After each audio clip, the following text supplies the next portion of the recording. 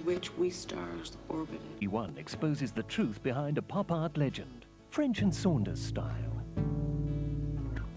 He bestrode the world like a bleached blonde colossus.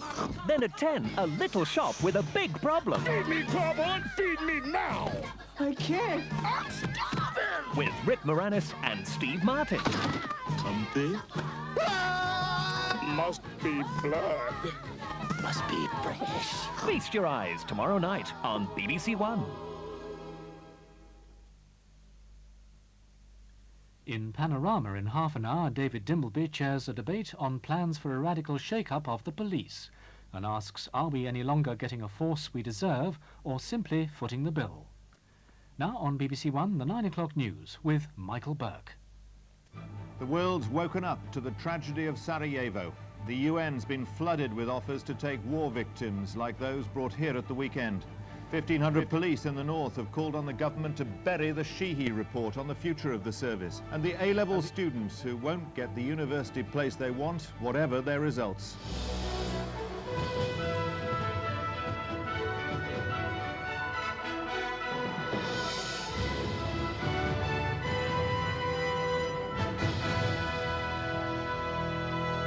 Good evening. Offers of hospital beds for the sick and wounded of Sarajevo have been flooding into the United Nations today.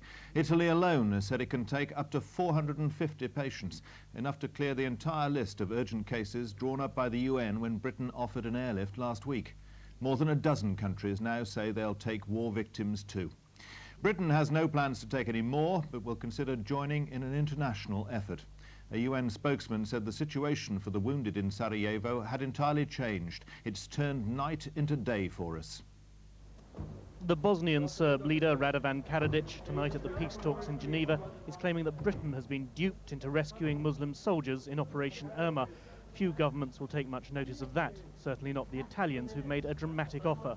The government asked the hospitals how many sick and injured they could take from Sarajevo. The reply came back 454. It's delighted and amazed the UN. We couldn't believe it when we heard it today. We thought there must have been some mistake because it is such a tremendously high figure, and quite frankly, these cases, some of these cases are not the type that can be treated just in a few weeks and released. They require very, very extensive medical treatment. And the Italian Deputy Foreign Minister says they'll treat whoever's bought out.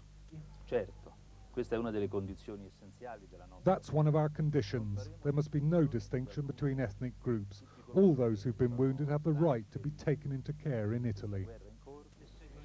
The French offer is more modest. They've already treated 88 children. Now they say they can take 10 more patients from Sarajevo. Some in Europe criticise the British approach as emotional and impulsive. Others say it was the British gesture that got the ball rolling again. The drama, the tragedy is at our door, and it's always a good thing to remind that to all of us. On this, I really think that it is a very good opportunity that the British did take. What is not certain is whether any more Bosnians will join the 21 children and adults being treated in British hospitals. The government say they're still assessing the situation. Labour feel they should learn from the Italians.